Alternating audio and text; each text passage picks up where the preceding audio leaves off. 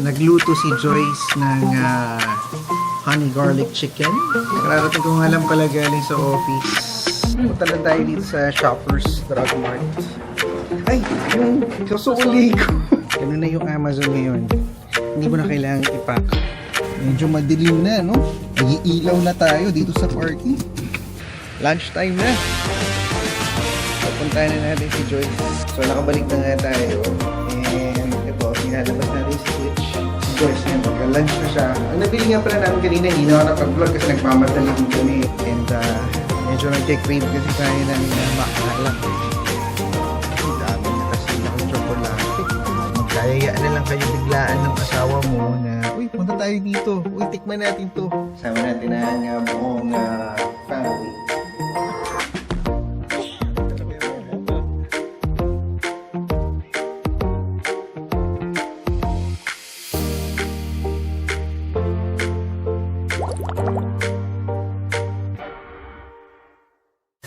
Kain tayo guys. Nagluto si Joyce ng honey garlic chicken. And then meron tayong LO na chop suey. Yan ang dinner natin for today. Kararating ko nga lang pala galing sa office. And andun si Clark nanonood. Hi Cal. Hi. Ayan, kakain na tayo ng dinner. Maaga tayo usually nag-dinner eh. And I'm watching TV. Oh, you're watching TV. So, bali si Joyce yung nagsundo sa kanya today. Tomorrow naman, at saka no Thursday, ako naman ang susundo kay Clark. And then Friday, ikaw ba ang magsusundo, babe? Oo. Yan, sa Friday si Joyce naman. Ito parang ang rare nito. Nasa labas kami ni Joyce after work. Punta lang tayo dito sa Shoppers Drug Mart. Ay, yung susuli ko. Bumalik tayo sa kotse, naiwan natin yung susuli natin. May Amazon package tayo. Ayan, nagsoli muna tayo dito. Ang si Joyce, nag-iikot.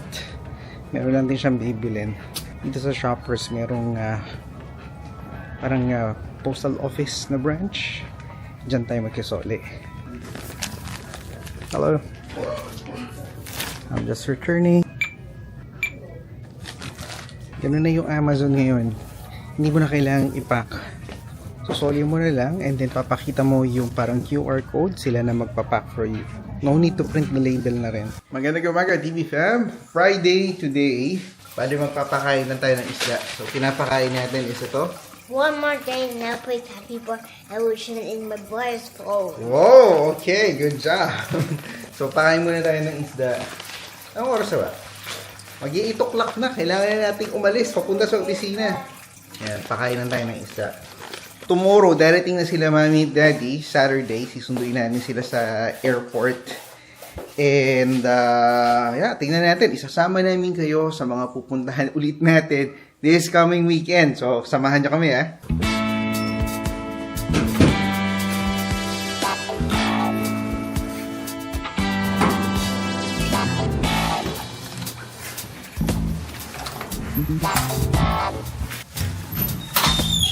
Medyo madilim na, no? Nag-iilaw na tayo dito sa parking. Susubukan natin ulit ibalik ang daily vlogs. Actually, ayoko na nga sanang i-jinx eh. Dahil baka hindi na naman matuloy. Baka alam mo na, bigla na naman tayo maging busy. So, as much as possible, gawin na lang natin. Kung magagawa natin, well and good, no? Kasi mas importante yun eh. Yung parang yung pinaplano mo, natutuloy mo to execution, ika nga, no? To completion, yan, no? To completion. Lunchtime na. So, puntahan na natin si Joyce para makapag tanghalian na tayo. Ang balakatan namin ngayon is pupunta tayo sa tindahan para bumili ng pagkain. Then yun na rin yung dinner natin. Tingnan natin kung anong ulam ngayon sa tindahan. Hello again. Uy, nakabili ka na ng ano? Yeah, but Washer? I don't know how to put it. Sige, tayo natin mamaya. Mura gas kagabi. 140. Oh, kailangan nagpagas ka? Kagabi, after ng meeting ko sa Palma. Ah, Nakita ko rin ng purpose. so nakabalik na nga tayo. And ito, nilalabas natin si Switch. So every lunchtime, para lang alam nyo, uuwi kami at dito kami kumakain sa bahay. And then, ginagamit na rin namin yung time na yon para ilabas si Switch. Yeah, 4 na beses namin siya nilalabas. So, yan ang routine namin, no, na daily basis. Ito na yung nakagawian namin para ma-house train si Switch. And at the same time, nakakatipid kami. Kasi nga, hindi kami kumakain sa labas, di ba? So, yung allowance namin na pang lunch, naiipon na lang yon, and then ginagamit namin pambili ng pagkain namin sa gabi or for the weekend. Kasi minsan, lumalampas tayo at times sa allocated budget. So, naglalay kami ng konting buffer na naiipon namin on a weekday basis. Yan lang, and then pasok na tayo ulit. Sama ko lang kayo sa ginagawa namin. After namin palabas si Switch, si Joyce niyan, mag-lunch na siya. Ang nabili nga pala namin kanina, hindi na ako napag-vlog kasi nagmamadali din kami. Wala ibang traffic kasi doon sa dinadaanan namin. Doon sa may Minoru area, madami kasing construction. So, medyo nag-ipon yung mga sasakyan. Kailangan pa namin umikot, kaya medyo nagmadali na kami. So, bili ni Joyce is sisig, no, isang large at saka isang chicken afritada. So, yung lunch na yun na rin yung dinner namin mamaya. O, diba? Another Hokage tipid moves. Pasok na tayo ulit. Ito bali yung opisina namin. Ayan, para lang makita nyo. O, diba? That's our building. Dapat pupunta kami kay Chelsea today. Kaso sobrang traffic. Susundo pa kami kay Mom at Daddy around close to 6 o'clock yung arrival nila sa airport. Na-decide kami na magmamatsuyama na lang. So, nandito tayo ngayon sa Matsuyama for dinner.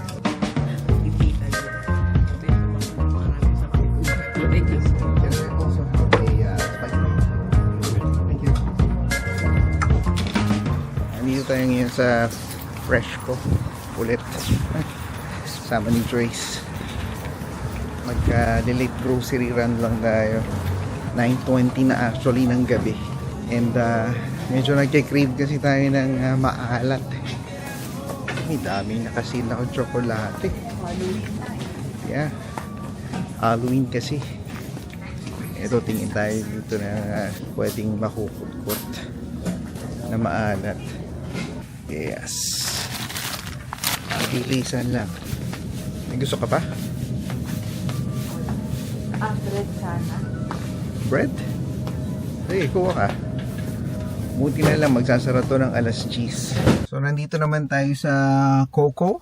Nakikita niyo ba? Ayan. No, another late night craving si Joyce. Naghanap ng medyo malamig na inumin. Kahit na medyo malamig na. Yun ang hinahanap niya. So, di ba? Ano ba naman yung pagbigyan natin minsan-minsan yung mga ganyang random cravings natin?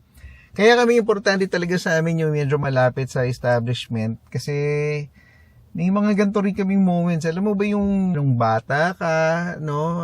Kahit papaano namimiss mo yung magkayayaan na lang kayo biglaan ng asawa mo na, uy, punta tayo dito. Uy, tikman natin to. Kainin natin to. Bilhin natin to. Yung mga ganyang klaseng oras at panahon, banding nyo rin yan ng mag-asawa eh.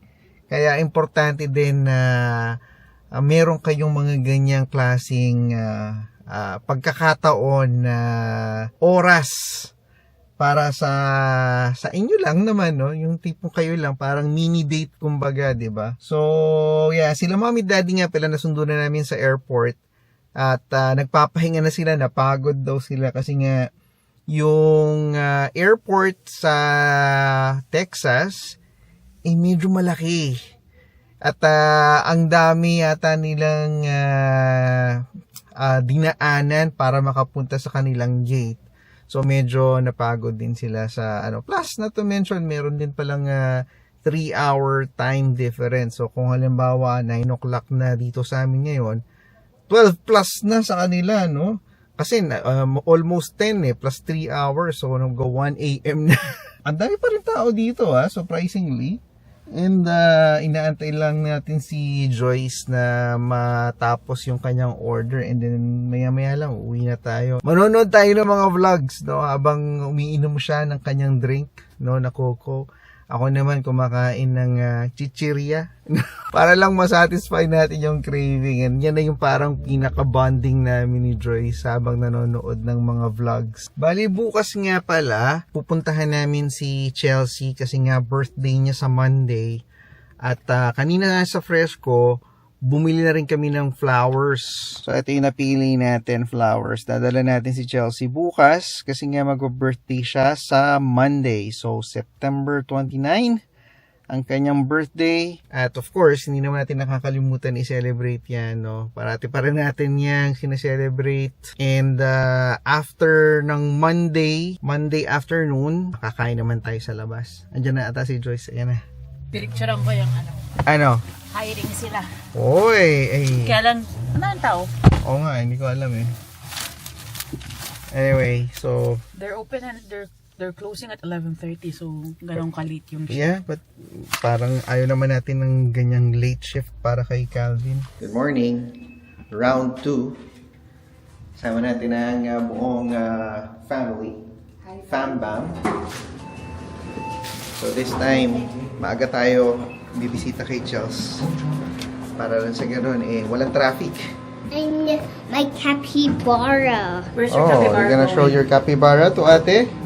Yeah. Mm. Capybara's so nice and cute. Okay. Hi, Cal. Hi.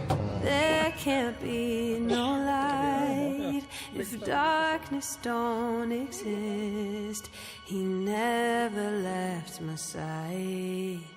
He showed me the way out of all the storms raging at the sea. He gave me back my life.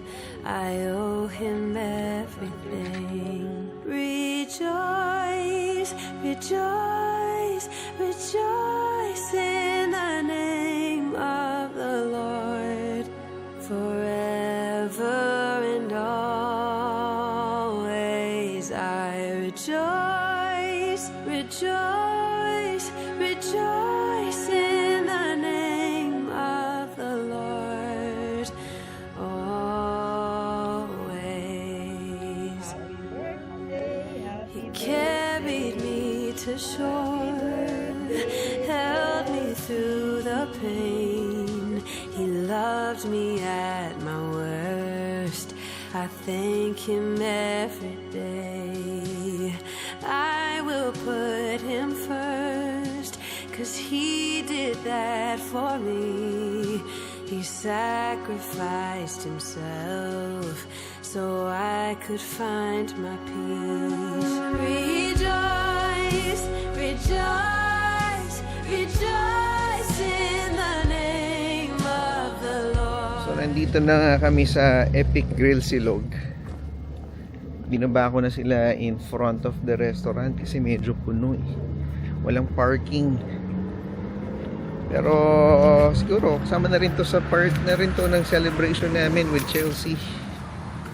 Pero tomorrow pa talaga yung actual celebration natin. Kaya tomorrow meron tayo dinner na nakaschedule. Again, another Chinese dinner tayo. Madaming tao. Pila ang Epic Grill Silog. Mabenta siya on a Sunday. Balik na naman tayo sa ganitong klaseng weather. Ano pa nga ba? Ganito lang talaga ang buhay ng naninirahan dito sa Vancouver, no? It's all about surviving the gloomy days. Which is, ito na nga sinasabi kong tag-ulan na panahon. Si Clark lang, no, sana hindi sabi ko is maka-adapt. Kasi dito siya maglalakad talaga. Yan, sa ganyang klaseng ulan. And hopefully, dyan niya rin ma-build yung immune system niya. No, ma-expose siya sa ganitong klaseng malalamig na weather. And at the same time, hindi siya mabilis dapuan ng sakit. Natandaan niyo ba yung movie na Spartan? What is your profession? Ba, yung Spartan 300? Ito yung training nila sa mga anak nila. Yung tipong talagang from the time that they reach a certain age, parang palalabasin sila sa village and they would have to protect themselves, no, from wild animal and survive essentially. Yun yung parang concept without no proper clothing and so on and so forth para mas lalo silang tumibay. So parang syempre nirelate ko sa movie, di ba? Pero in reality may katotohanan yung ganong concept, di ba? Pagka yung mga bata inapabayaan nating maglaro sa labas ng halimbawa walang tsinelas, exposed sa dirt, no, mga germs and bacteria, inakabit sila ng immune system. Same naman yung concept ng vaccine, di ba? Ini-introduce ka sa mga viruses of small doses para makabuild ka ng immune system. Wala, na-share ko lang kasi nga naisip ko parang opportunity na rin to na parang for Clark to be exposed sa weather elements dito sa Canada at the same time, no, di ba, makaka-adapt siya ng walang ka-problema at hindi siya mag-isakitin. Yun yung parang pinaka-importante dyan eh. City of mine, how I love the city of mine. It never gets me down. City of mine.